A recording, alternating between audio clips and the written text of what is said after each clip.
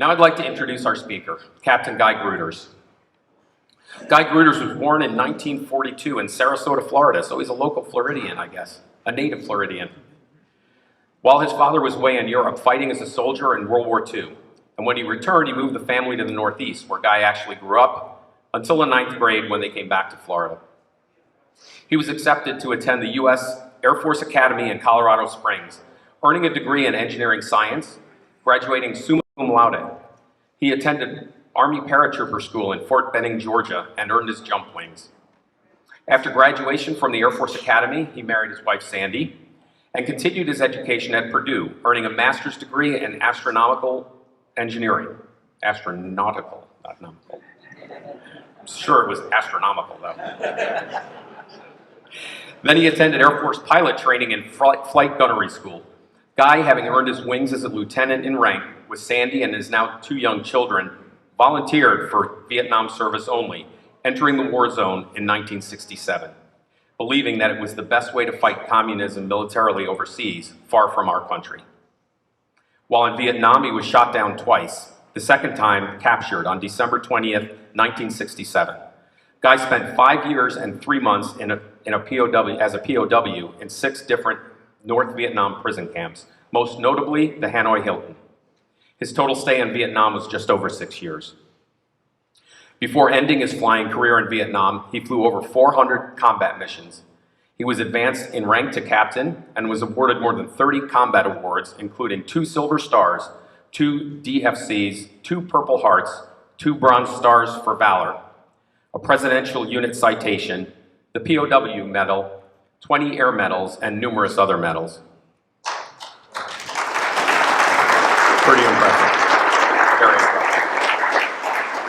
He was finally released from the prison camps in March of 1973 and returned to the U.S.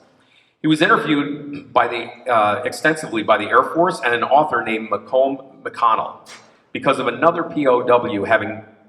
he and another POW having cared for a pilot named Lance Sijon during Lance's last days on Earth. As a result, Lance received the Medal of Honor post-mortem, and the book Into the Mouth of the Cat was published. Guy's story as a POW witnessing Lance's heroic last days is also told to Air Force officers in training and is in the USAF Officers Training Manual. Today, Guy works as a writer, editor, and together with his brothers Peter, Terry, and others, they are doing the work necessary to form a new association of Christian faithful of families in an attempt to save, rebuild, and strengthen families worldwide. I'm honored to present to you this evening Captain Guy Gruters.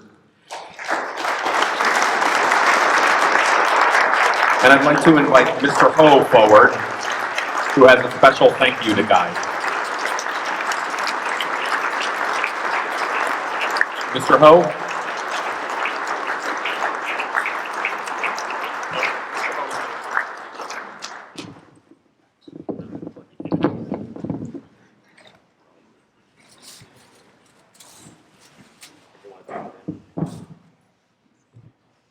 Thank you, Captain.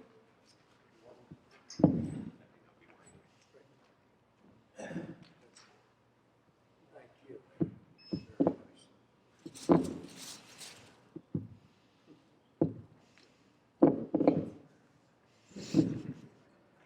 Thank you.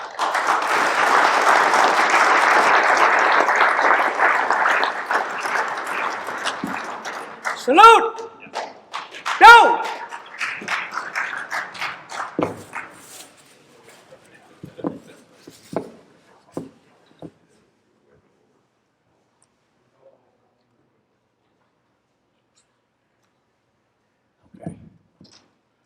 How's that? Is that all right?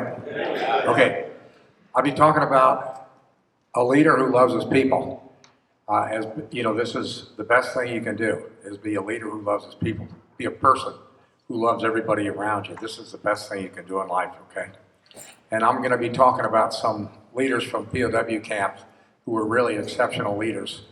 And at the time, and I was the second lowest ranking, the youngest man up there. So I did what I was told, when I was told, and how I was told to do it, okay? So this is, I'm not talking about me, I'm talking about some good leadership we had up there, and then sort of extending that to how do you love your people and your wife and your husband and your children and everything all the time. Is this loud enough? Is that all right? Okay, great. Okay.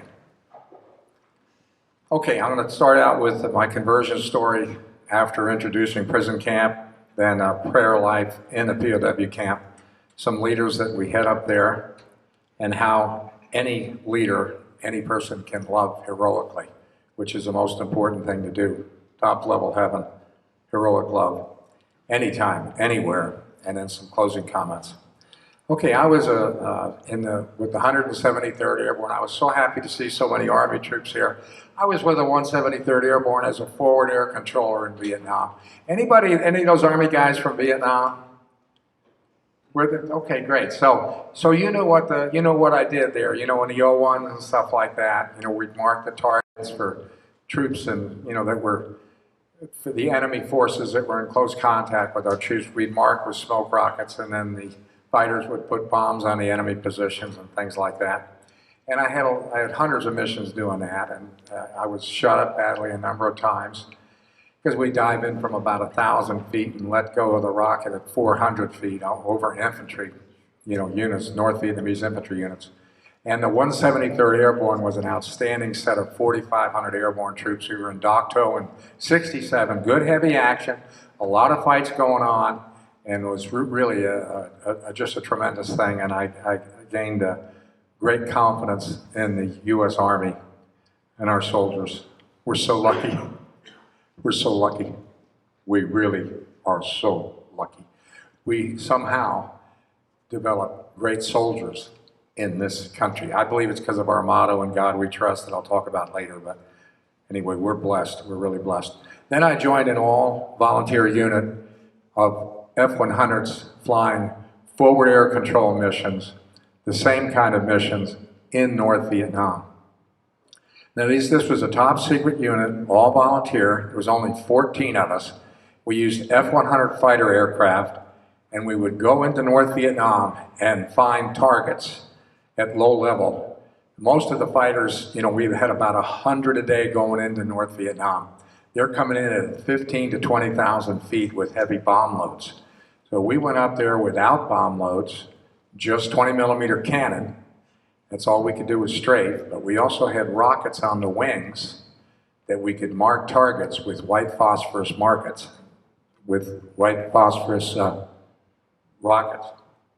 So, like as an example, the convoys would hide during the day on the side of the road because the fighters coming in at 15 to 20,000 feet couldn't see them down there. So we'd go right on the deck, right on the trees, weaving all the time. There's 150 to 180,000 radar-directed anti-aircraft cannon from Russia there in North Vietnam, plus 20, 30,000 50 caliber anti-aircraft machine guns, and literally millions of AK-47 automatic rifles and so on. This is the environment we're flying in all the time. We're moving at 500 miles an hour, turning back and forth all the time, changing altitude up and down, this kind of thing, to avoid the constant tracers in the air and all this kind of stuff. It was really, really heavy fire. We were all by ourselves. We had our own tanker. Generally in a fighter unit, you're with 4 fighters, flight of 4s with typically, or then 16. We'd go into North Vietnam in flights of 64 fighters at a time, twice a day generally. So basically, we were by ourselves. We had our own tanker that was always orbiting in Laos, and after an hour and a half or so, we'd go hit the tanker, come back in for another hour, then hit the tanker, come back in for an hour, and then recover in South Vietnam. So we had 3.5 hours in heavy fire, low altitude in North Vietnam. Most of our targets were convoys. So we'd see the convoy parked. This is 200 to 300 trucks. We'd see the convoy parked along the side of the road. So then we called a big brass over in Laos and an airborne command ship, and they'd send all the fighters that were coming into North Vietnam in that time frame, because we had the best targets to us. Whenever we found a target, they gave us the fighters. So then when the fighters came overhead, we'd mark the front of the convoy, the road, with a smoke rocket, a white phosphorus smoke rocket, and the fighters would cut the road Then we'd mark the back of the convoy, they'd cut the road. Now we got 200 trucks between road cuts. They can't go in the woods. They can't go in the jungle. And we just tear them to pieces. And the fighters, have a beautiful targeting indication in that road, right? We just tear those things to pieces. They couldn't get away. It was just horrible if you're in a convoy, So then we'd find another convoy and we'd do the same thing. That's what we did for a living up there. And these were called the Misty Fast Facts, for Misty Fast Forward Air Controllers, because instead of using the L-19s and the O-1s, which were Cessnas that we used to mark for the Army, okay, we were using fighters. We were using F-100 fighters. So that was Misty's.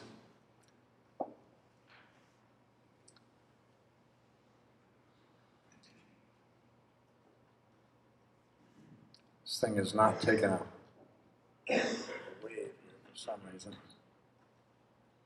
Okay, I know why.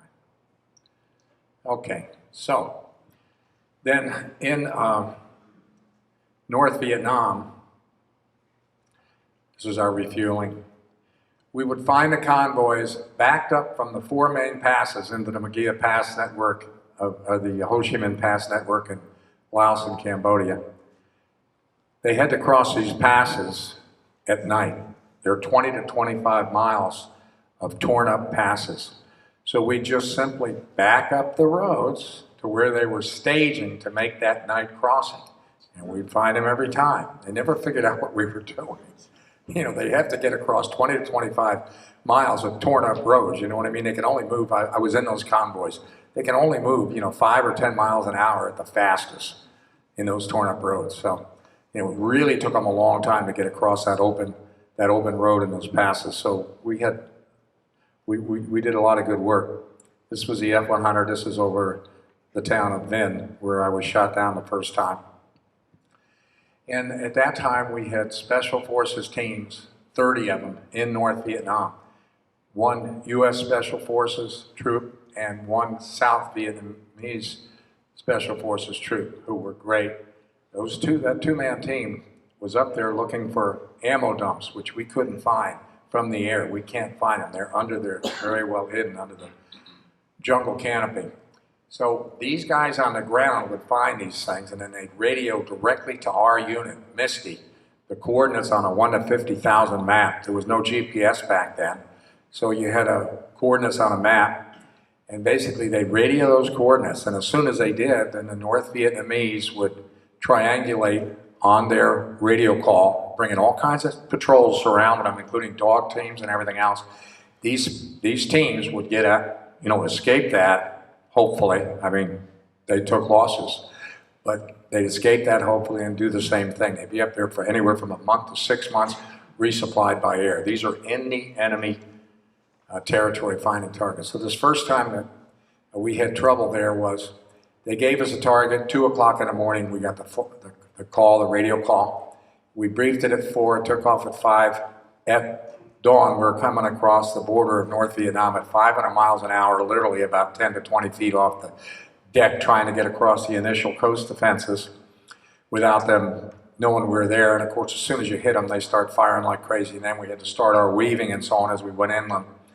And we went to these coordinates and we couldn't see the ammo dump. They said it was a big ammo dump. And we couldn't find it, but we kept, you're not supposed to go back across targets, but of course, because everybody's awake. But we went back across from a different angle and with a 5-minute delay and still couldn't find it. We went across that target 10 times in the next hour, different directions and so on. Finally, the sun was high enough that we could see through the trees. We could see the glint of countless tanks, trucks, ammo, fuel, everything you can imagine. And this was only about 50 miles north of the DMZ, 40 miles maybe north of the DMZ. We didn't know it at the time. This is November 8th of 1967. We didn't know it at the time, but this was obviously a major staging area for the Tet Offensive that happened just 2 months later. Okay, it was the best target we'd ever seen. We were just ecstatic with the target. We asked the control ship to not just give us all the fighters that were already on the way or whatever, but also to scramble flights of 4 F-4s and so on from Da Nang, and anything that they could scramble, get it to us. We've got the best target we've ever seen. So we went out off Dong Hoi, feet wet, to pick up the fighters up high. We did, and we brought them back in across Dong Hoi. And on the west side of Dong Hoi, a shell hit the rear of our fighter. And just an interesting thing there, that shell hit. And the instructor was Charlie Neal. I was the pilot. He was flying front seat. I was flying in the rear seat. And what he said was, Guy, what was that? You know, as the explosion happened. I said, well, it could be an air conditioning recycle. But right about that time, it was like God took the plane and just vibrated it, like I take this bottle. I mean, this is about what God did to what that compressor stall did to the plane. It goes, just deafening sound, just blows your ear out. It threw us off the cockpit. Okay, in other words, we're strapped in, we've got helmets, we've got G-suits, we're strapped in tight, and it shook us, bounced us off the cockpit like we weren't even strapped in, okay?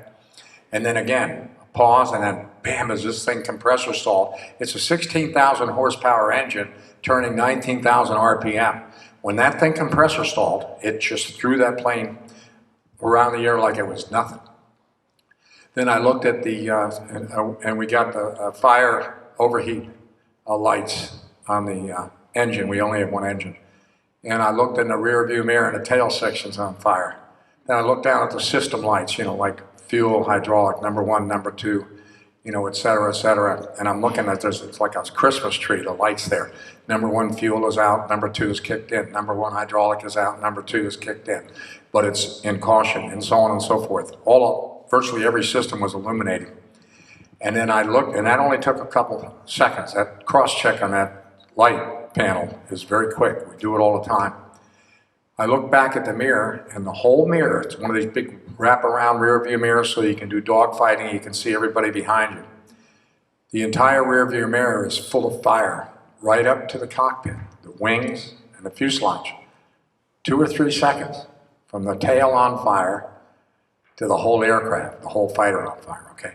So when the stewardess says, if you get in a crash, get out, get out, get out, get out. That's why they train them to do that, okay?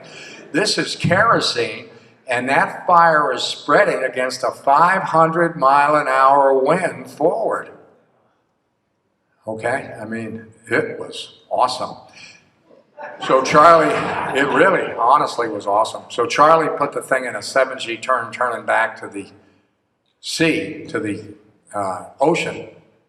And gunfighter lead called out, Misty, get out, Misty, Misty, you're a ball of fire, get out. All they could see was a ball of fire going through the air, okay?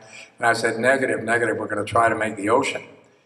The town of Ven, it looked like the stars in the sky. You know, you're talking hundreds and hundreds, probably thousands of muzzle flashes as they're firing. You're surrounded by tracers.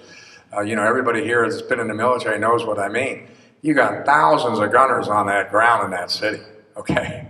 You eject and come down as a parachute in that kind of fire. I mean, it's so stupid, it's unbelievable, okay? As long as you can fly in a plane, you can't do that. You know, you're trying to, in the Misties, we had it where no matter what was wrong with the plane, as long as it was flyable or was pointable, we'd go try to make the mountains or the water, because that was the only chance you really had to get down. So at any rate, to make a long story short, we rode like that for 2.5 minutes by now there were 20 fighters in the air, and they're screaming on the radio. They stopped being cool because they thought we were fried. You know what I mean? So they're screaming, you know, get out, Misty, get out. Pull a handle, pull a handle, pull a handle, Misty, pull a handle. Of course, we don't say anything. So we come out over the water about a mile and a quarter, and Charlie says, okay, Guy, because I got to go first because he's got a rocket seat. He didn't want to burn me. So I pull the handles and I eject. He does the same thing. We had the zero delay lanyard for a quick opening shoot because we're down low altitude all the time. Forgot to put that back to a 1-second delay. So in the the ejection seat, there's a strap that separates you from the seat. We were separated from the seat, and then the chute opened. That slowed us down. And here comes the seat, still moving 400 miles an hour, hits my wrist and shatters my wrist, hits Charlie's head, knocks the big strong helmet off his head, splits it in half, puts him unconscious. So now we're coming down in 2 parachutes, and I see Charlie over there, he's like this. If you hit that water, you got a 65-pound survival pack, which is your seat strapped to your flight suit, to your G suit. So you're gonna hit the water with a dead weight, unconscious. So I'm trying to get to him. I've been through airborne training, but now I only have one hand to slip, okay? With two hands, I would have been able to get to him, but I couldn't get to him. I closed to maybe within 100 yards of him, and I'm cursing my left hand because it's like a one-arm push-up, pull-up, you know? So my arm is losing strength, and I'm literally cursing it, saying, you're killing Charlie. But God woke him up about 100 feet above the water. He's deployed his raft. He's okay. I've got my raft. I get in the raft. This is like an inner tube with a black thing on the bottom. I get in the raft and I start paddling out away from the shore because I can see the gunners, and we're in the middle of, you know, heavy spouts of water going off everywhere, all around us. We're just covered with blast. And but I have a big patch of blood. I've flown over this South Pacific many times, and there's big sharks there, like 15 feet, 20 feet. As big as a junks, you know. Now the water magnifies them a little bit, but there are big sharks there. And I have a big patch of red all around me from the bleeding. So I'm, you know, I don't mind losing a leg or an arm, but my butt is down 2 or 3 feet in the water, surrounded by black, like a nice fat seal. So I just could see that big shark coming up and grabbing me, taking out my whole midsection. So anyway, to make a long story short here, we had tremendous love from the fighter pilots who got on a radio and said, give me a bomb on the beach, give me a bomb on the beach. And they started bombing the beach defenses. Then the beach defenses changed all their cannon fire from Charlie and I to the fighters attacking them, which saved us that way. A little while later, after we were in the water for 45 minutes between the 2 Charlie Greens got to us, which are the rescue helicopters for the Air Force, which are we called them in the fighter units, the bravest men in the world. Okay, combat search and rescue, bravest men in the world. Army knows them as dust off.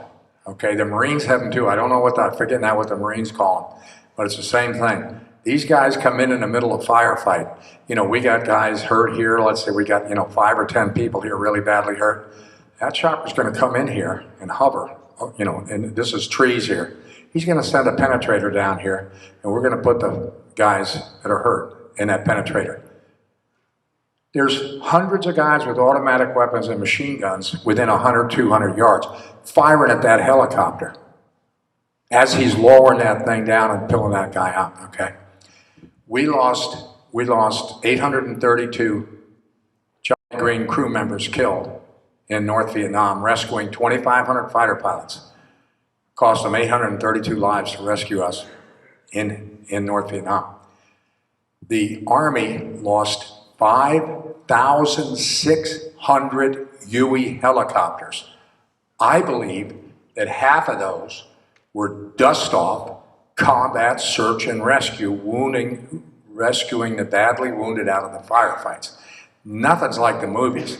The firefights aren't an hour. The firefights are days or weeks and can be months, okay? You got casualties all the time, and these choppers would come in and get them out of there. You know, guy's got his stomach torn open. He's only got a half an hour to live if you don't get him to a hospital. The choppers would come in and get him anyway. One of the greatest things on earth is the love shown by combat search and rescue. The people they've never met in their lives. Okay, if you ever see a guy that was in combat search, of course, the police and the guys here, the first responders, they're the same kind of people. But I'm just telling you that, we call them, when we talked about these guys, in a fighter unit, we would talk about somebody would always say the bravest men in the world. That's the truth. Bravest men in the world. So anyway, when they finally came, one chopper came to me, one guy came to Charlie and hovered about 3 foot off the water.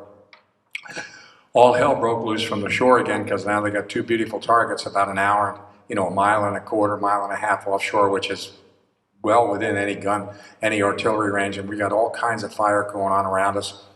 And they can't get me up into the chopper. He's hovering 3 feet off the water. So I say to the PJ, I say, listen, you got to tell him, get out of here, come back at night, but you can't stay here. It's 9 o'clock in the morning, it's sunlight, there's only 1 or 2 foot swells, it's a gentle ocean. They're gonna kill these. They don't done a lot of artillery control. I'm watching the artillery, range, forward, back, and long, short, and so on. They're gonna just take these choppers out so bad, it's gonna be unbelievable. So I say, get out of here. So this guy gets on the radio to the pilot, and the pilot, instead of running, puts the chopper down on the water. And this PJ jumps over my head. Now he's worse off than me, and comes up from underneath me and is able to push me up. Now the deck is on the water level, and the other guy with him are able to get me on the deck, and then we turn around and get him on, and we got out of there okay. That same guy and crew were killed 5 months later in a water rescue just like that. The shells hit the chopper, okay? These are big choppers, these are Jolly Green rescue choppers. So anyway, this is, just tremendous heroism. Later on now, there's 12 boats that came out from the shore, and the 12 boats have got about 10 soldiers each. Now, we didn't see them coming, but one of the fighter pilots, as he's bombing the shore, he saw him approaching Charlie only 50 feet away. I'm on the radio controlling the bombs, the next bomb based on the existing bombs, because I can see the gun positions. Charlie's out there using everything, and these are aggressive guys we're dealing with here, He's using the pen gun flares to mark our position and so on. So the boats start out north of us, they pass me up and they go to Charlie. So they're right on Charlie when this fighter pilot sees it, and he doesn't have time to say anything. He's on downwind leg just before bombing the beach. So he turns in tight, puts his switches on arm all, fire all. Now when he touches a trigger, 122.75-inch exploding warhead rockets are coming off those wings, okay, from the ponds. So he dives on these boats. Charlie's down there, we hadn't seen the boats. He's looking at this guy diving, and he's saying, pull out, pull out, pull out. You got to pull out. If you don't pull out, you're going to hit the ground. You got to pull out reasonable, because if you can pull the wings off with the G-forces, you're only supposed to do 7 to 10 Gs on those fighters. So at any rate, he's coming down too low. So Charlie says that just at the time he said, you're dead, you're never going to make the pullout, the guy fired the rockets and started his pullout. He was so close to the water that all 120 rockets, not one of them exploded. He was within the 1,500-foot spin arm range and about a 70-degree dive at 600 miles an hour. And he started his pull. The G-mater, and he made the pullout, kicking up a rooster tail on the water. That's how close. He almost didn't make it. And he pegged the G-meter at 13 Gs. Now, the wings are supposed to come off at 11 or 12, But he made the pullout. He saved us, and he made the pullout. So that was the first shoot down. The second shoot down was this is Charlie Neal, the guy with me, and this is the Jolly Green crew that rescued us. So it was tremendous love, like all the people know, in combat. But I'm going to be talking about the love of leaders and prison camp, and then what we can all do to be like them. So we had solitude. They keep you by yourself. You have nothing in the cells. It's like, and we're just like you guys, okay? We were just like you guys. We're Americans. You got 550,000 things you can do every moment. You know what I mean? 50,000 diversions. This is not good for your spiritual life. You know what I mean? You're supposed to pray a little bit, okay? But not we got so many things to do. So all of a sudden, what I tell people is it's just like going from right where you are now, like bam, being put solo in a bedroom closet with the guards occupying the bedroom with a little door they can open up anytime they want to look in. You're in a bedroom closet, right? There's no windows, there's nothing in there. Nothing in there. your quote bed is boards across sawhorses. So that's where you are. You got nothing to do. So your mind, your mind is not, Americans are not used to this. No communication. It was 2.5 years before I was allowed to get a letter, 6-line letter from my wife, or before I could write her. That's one of their little ways to try to get them to do what you want. Okay, can't tell your family you're alive. They can't write to you. You're in that closet day and night, and they're constantly interrogating you and torturing you and all this kind of stuff. At any rate, to show what that was like, it took me a year to where I was comfortable at that. That is a spiritual transition to where I was comfortable being totally alone and silent with me and God. That's why I never understood, but that's why the monks, they put the guys out for 6 months at a time in those little huts in the woods. You ever see that? They put them out for 6 months. Okay? That's why they have silence. That's why they have silence. They have 1 hour a week where they can talk. And to show you how good that is, if you want to really see how good that is, it took a year to be comfortable with, I have God, I'm okay. All right? Just go into your bathroom, just for the heck of it, 9 o'clock in the morning, some Saturday, and try to stay there, sitting on the tub or the toilet, whatever you want to do, but no music, no radio, no books, no magazines, no nothing. Just stay in a bathroom for 6 hours. Okay? See how you do. I said, if anybody ever, I've said this to 400 audiences, if anybody ever can do it, any American in this country, I want to hear about it, because I don't think anybody can. Okay? That's what a transition that was. It was just unbelievable. Okay? So they keep you solo and solitary, then they can beat on you and tell you that everybody else is giving them what they want. You're the only one that isn't. They got guards behind you, clubbing you. They got guys cuffing your ears and so on. And they're screaming at you, you're the only one that's not helping us. You're the only one that doesn't believe what we're saying, and so on. This is just sheer brainwashing. And you start to believe that, except we had ways of tapping through the walls, which was terribly tortured. And that kept us as a team, working as a team, because we knew that it wasn't just one of you guys resisting, it was every one of you, okay? Fighting as a team, so that's what we did. So they had all kinds of tortures. They had like a little one for the wrist. They have manacles on your wrist, and they have bread and water twice a day, a little loaf of bread. You're hungry for a year and a half, as an example. You're hungry for a year and a half until you get back down to about 120 pounds, which is what they weigh, because that's what communism gives you, is about 600 calories a day, okay? That's why they're all 120 pounds in North Vietnam, or it was then. Now they're not communism anymore. Vietnam is more capitalist than the United States of America. We won the Vietnam War, believe me. They are our greatest friends on the earth, I really believe, okay? But at any rate, so you would be in these manacles now, and you can eat twice a day, because they don't want you to die, they just want you to suffer. But you can't wipe yourself. So you're living in your filth for weeks or months at a time, okay? You can't do anything about that.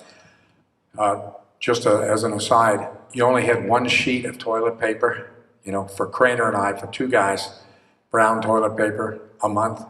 So you had to wipe yourself with your fingers, when you went to the bathroom, and wipe it off on the wall, because the floors we were allowed to sweep out our cell 1 time in 5.5 years.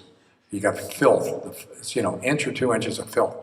Plus the bucket, which is your bathroom, overflows in the wintertime, okay, because it's a little bucket, it's not a big one. So you got raw sewage in your cell, you're never allowed to clean that out. You got all this kind of stuff. You got rats in there, you got, unbelievable insects of all kinds. In fact, the greatest entertainment in those cells were the ant and spider fights. I could sit here right now and speak for the next 3 hours on some of the great ant and spider fights I saw. I mean, I'm not kidding, okay? It is better than any action movie you ever saw in your life, okay? I mean, you know, and this is natural contemplation. You know, the church calls it natural contemplation. You look at the natural world and it brings you, it's a prayer. It brings you to faith in God, and it did. So at any rate, in these cells, you had the torture on, the middle one is a guard who is a person just like us, but he becomes a prison guard, and 1 in 5, 1 in 10 would start kicking you in the groin when you weren't expecting it, or your wounds or whatever, just to inflict pain, not for any reason, okay? This was power corrupts. They had absolute power. You know, they killed 5 out of 6 of us. 1 in 6 men came back out of 3,550 shot down and not captured. You know, 470 came back, all right?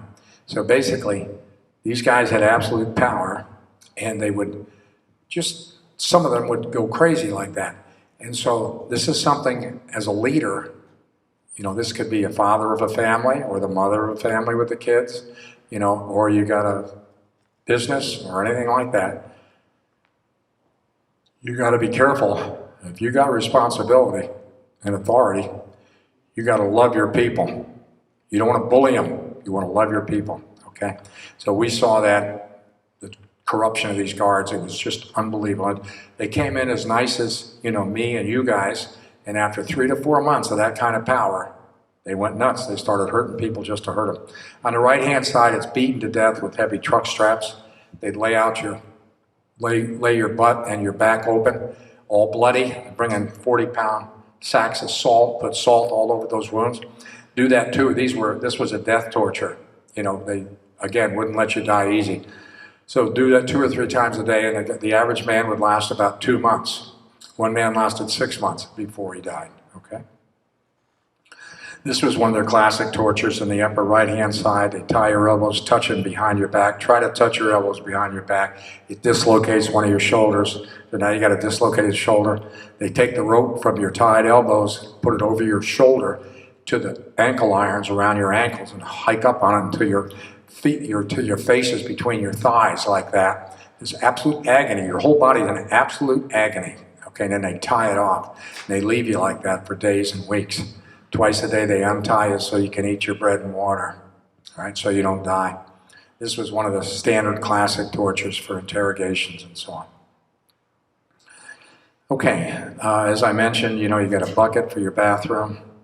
Your food is bread and water, and you have just unbelievably filthy conditions. The other interesting thing you have is you have no heating or air conditioning or anything like that. In the winter, it's 30 and 40 degree temperature.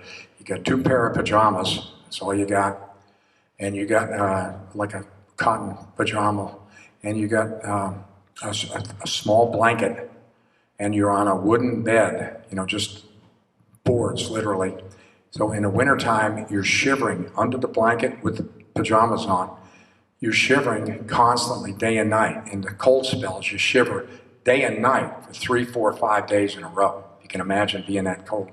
The body doesn't stop shivering day and night, okay? In the summertime, by May, you'd have bleeding heat rash without itching it, and then you had the hot months, June, July, August, because you have no circulation in the cells, and you have tin roofs on it, and you'd be spending hours a day laying on the concrete floor, breathing 100-degree air through the crack under the door to try to get 100-degree air, because it's probably 140, 160, I don't know what it was, but it was really hot in the cells. So, in the summertime, you're praying, Lord, if you make it cold again, I'll never complain about the cold. And then 6 months later, Lord, if you make it hot again, I'll never complain against the heat. Every 6 months, the prayer changed. Every 6 months, you really meant the prayer. But it was a lie, because after a while, you realized you were not going to not complain about the heat or the cold. Okay, this was our communication method. You take 26 letters, use C for K. So C is either C or K. Now it's 25 letters. That's 5 rows, 5 columns. Now, Morse code is very hard to hear through a 15-inch concrete wall. You make all kinds of mistakes with Morse code, but not with this. No mistakes. I want to tap out high, so I tap out second row, third column, second row, fourth column. So I go. You're listening on the walls because the guards are coming by. You got the guy on the left. You got half the guys looking under the doors for warning. If a guard comes anywhere near any of the cells, there's a slam on the wall, which could be heard in the whole cell block, and everybody gets off the wall. So we do this hours a day communicating like this. This is how we had command and control and teamwork and everything else. So the guy on the wall, if he understands the word, he goes, I got it. Next word. If he doesn't have it, if he doesn't get it, he goes, I didn't get it. Retransmit. And this time he gets it. He goes, next word. Texting, one word at a time. Okay, that's what it was. And it worked. It worked. It worked great. No mistakes. No mistakes. Beautiful communication. That's what got us through up there, communication standpoint. There was a guy who was brought into our holding camp when we first got up in our first prison camp. I was in 6 different prison camps. The first one I was in was a little 10 by 20 foot hut with 3 cells on the side. And Bob Craner, who was the instructor, was in one catty corner and I was in the other, and you had a guard sitting between us in the hallway. At night, they brought in this guy at the end, just 2 cells from me. These are like, 4 by 5 foot cells, dirt floor. You're in leg irons and handcuffs day and night, So the next day they bring me out. There was not enough room in these things for buckets. So the next day they brought me out to go to the bathroom after this guy had been brought in. And the guard's in front of me, and I push in on the bamboo door, which is just on a string tie. And I see this guy down there. He looks like about a 10 or 12-year-old kid. I couldn't understand because he looked like a skeleton. Couldn't understand. Just shock. So then I came back, and later on that day, they had Craner and I, which they never did. They never let us get together, but this time they did because they didn't want to clean this guy up. So they had us pull him up. He had 2 bones of a compound fracture. The bones were sticking out of his leg. He had all kinds of things, like 100 infected rat bites from the jungle. He'd been 45 days in evasion. And, after being shot down, we picked him up. And I thought this guy was a kid, a little child. We picked him up. He's taller than me. So I said to Craner, I said, gee, Bob, this guy's bigger than we are. So he looks at me from this distance and he says, aren't you Guy Gruters? I said, double take, literally. Yes, who are you? He said, Lance. I said, Lance who? He said, Saijan, Lance Saijan. I said, oh, no, not Saijan. Not Saijan. Saijan was in my squadron at the academy for 3 years. He was a football player, man among men. And now he's down to 60, 70 pounds. I can pick him up in my arms like a baby, okay? And he wouldn't give anything but name, rank, service number, date of birth. And they club him all over his broken bones. That's what they did in the interrogations. If you had a wound, they'd club you. They'd beat you on the wounds.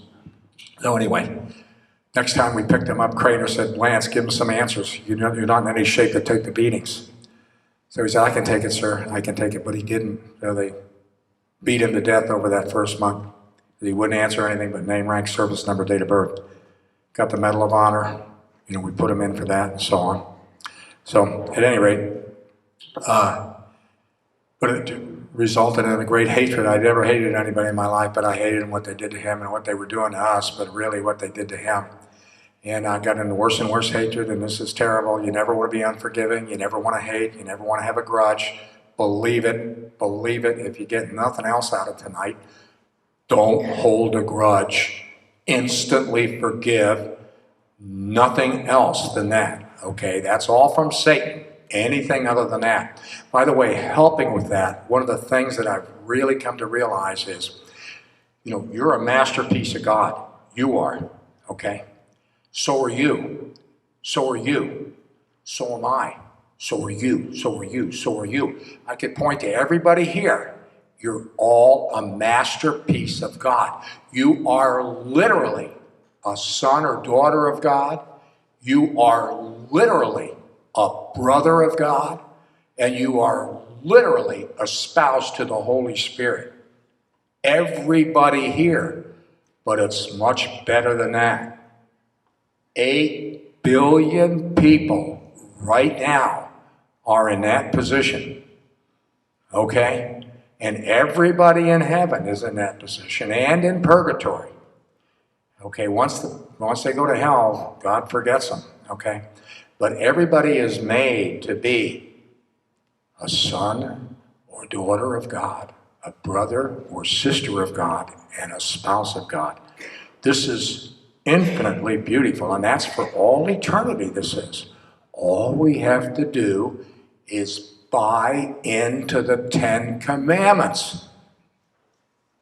And if we're doing something against them, stop it by prayer, okay?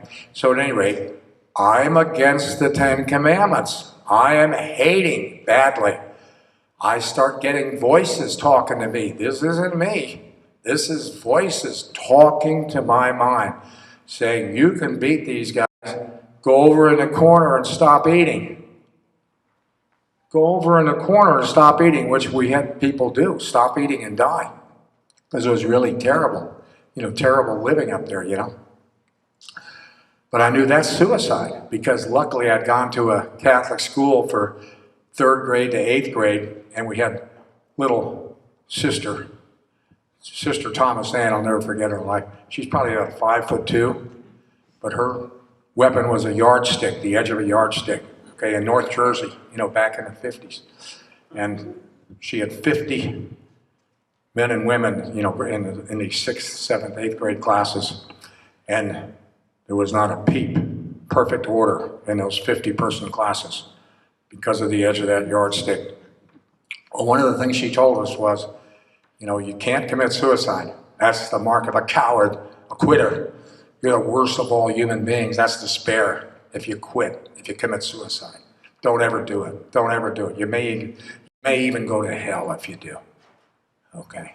You may go to hell if you commit suicide. Just because it's tough, just because you got a bad sickness, you can't do it. Don't do it. You're risking hell. You really are. So I knew that. So I knew that I'm not allowed to commit suicide. So I'm saying, this is obviously something from the devil, So I said, how can this happen? I'm trying to fight like the son of a gun. I'm doing the best I can, But luckily, this tells you what to do. My mother and aunt were going to daily mass and saying a rosary every day for me. Of course, they didn't know if I was alive or not. So, sin blinds you. I was blinded to my hatred. So, but all of a sudden, I realized, hatred. Hey, that's why the devil's after me. My hatred, because I was thinking of all kinds of ways to torture these guys that were torturing us. And, night and day, and it just got worse. So I said, okay, I see, I have to stop hating. So I said, okay, I'll stop hating. I'll stop. And by the way, when I first thought that, I talking to God, I didn't really have any idea of how powerful God was. I thought he was in the distance, he's running things, but he's not with me. I mean, he can't be doing all the details of everybody's lives, I'm wrong. That's wrong. But that's what I thought.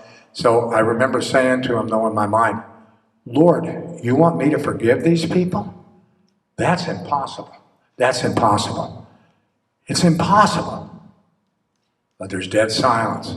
So I said, holy mackerel, I got to forgive them. So I said, well, if that's what I got to do to live, then that's what I'll do. So I'm strong, 24, 25 years old, peak of health, peak of physical fitness, good strength in every way of a young person. And so I said, well, I'll just stop hating. 2 weeks went by, just got worse.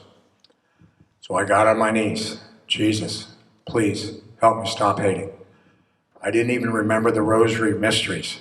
I remembered it was 150 Hail Marys with an Our Father every 10. So I started saying that 2 or 3 times a day. I started praying, Jesus, you're the Savior.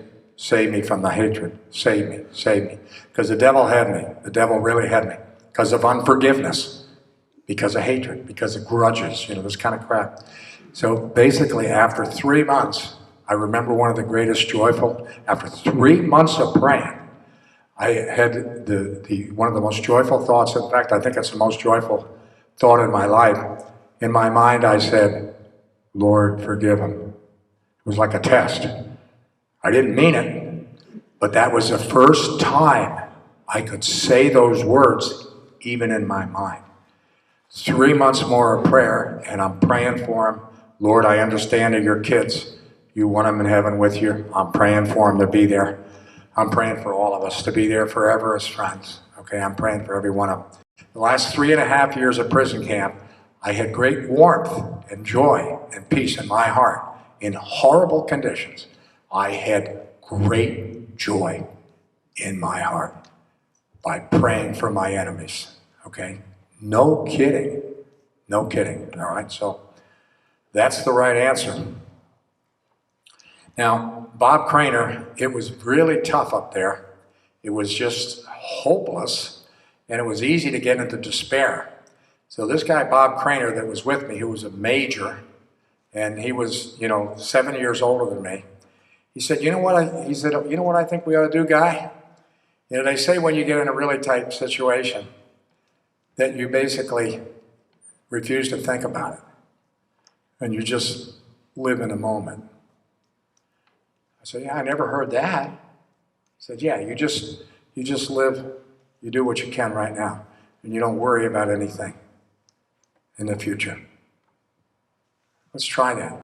So we did. So it completely changed everything.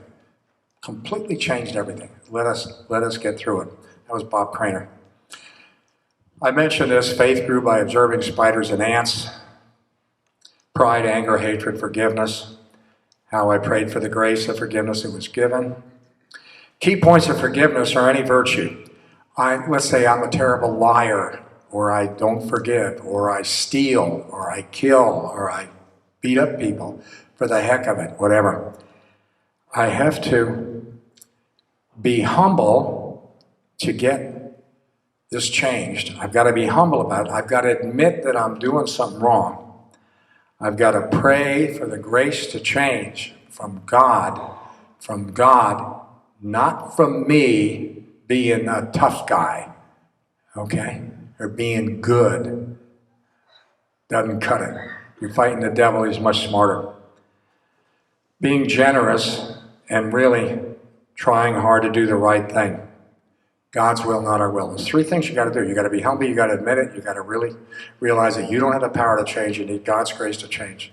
And you got to do it, you got to work at it. Then God gives the grace to change. This is what the saints say. That's where I got this from, is what the saints, because that's what it was. That's exactly what happened. Okay, so I was saved from all that torture. Peace and joy in prison camp. So I'll tell you a story or two here. Now, if you want me to end this thing at some point, let me know, okay? Because I'm just trying to give you some of these stories, and I don't have to keep going here, but this, I miss. Okay, very good. Well, I'll save you. Okay, from that, I won't mention this. This was a story on how he saved me from torture in prison camp. He actually saved me from the worst tortures in prison camp. He did. God did, because I was praying. These are 3 of the great heroes up there. Robbie Reisner was a Protestant minister going to go to a Bible school, 1942. World War II broke out. He decided that maybe I should go in the military. He prayed about it. He took an Air Force test. He passed it by 1 point, became a fighter pilot, 2.5 years in World War II, 8 MiG kills in Korea. But his crowning glory was 7.5 years as the senior ranking officer in prison camp. In all 15 camps were under his command. And the first message we got, Craner and I got from Reisner, is that, look, we're all Americans and God is our trust. So I'm asking you to pray hard with me every day. And on Sunday, when they sound the gong for siesta, we'll all say the 23rd Psalm, the Pledge of Allegiance, and the Our Father, and we'll know we're praying for everybody. We'll know we're having a service with everybody else in torture and solitude. Then later on, when they moved us into the 7 dungeons in the Hanoi Hilton because of the Sante raid of our very brave Special Forces and SEALs and everything that tried to rescue a camp. They failed, but it was the most, the POWs had been moved out, they killed all the guards. But it was the most successful prison raid in history because it forced the North Vietnamese to take all 15 camps with single and 2-person cells and move us all together in 7 dungeons, 40 to 50 POWs each. There was about 300 men alive out of 2,100 at that time. They moved us into those cells. Reisner immediately said, okay, I want every dungeon to elect the chaplain. This week, this Sunday, we'll have a 2-hour service. First hour will be 11 hymns. Battle Hymn of the Republic, Amazing Grace, and so on. And the second hour will be guys that know Bible stories will tell the Bible stories. So there's a rule of silence in a communist prison camp. You get tortured badly if you make any noise, if they can hear you at all. So we built it out, the Battle Hymn of the Republic, 300 guys at the top of our lungs. They came in with guns and so on, put us up against the wall, took Reisner and the other 6 commanders and put them in irons in one of the torture rooms. And then they came, the next guys got up and said, gentlemen, they interrupted our service, and we started it again from scratch. And they took them out and put them in the torture rooms. This went out level after level until all 40 of the torture rooms were filled up. And then the next guy got up and said, gentlemen, we'll start again, and we did it, and we finished a 2-hour service. The next day, I was listening to the interrogation in the next building over, ear on the concrete. You can hear conversations in the next building over, in the next building over in this case. And the camp commander brought Ed Meckenbauer in, and he was interrogating him. He said, rule, our regulations reinforced with torture and death. You know you cannot make noise, you cannot meet together. There is no God. No God. You worship God. You cannot worship God. There is no God. Okay? So we will torture and kill all of you if we have to. And Meckenbauer said just like this, you can torture and kill every one of us, but as long as one man's alive, we're having that service. And they knew we meant it, and we meant it. And they let us have that service because they didn't want to lose the last 300 guys. Probably for negotiating. We didn't know why, but they let us have that service.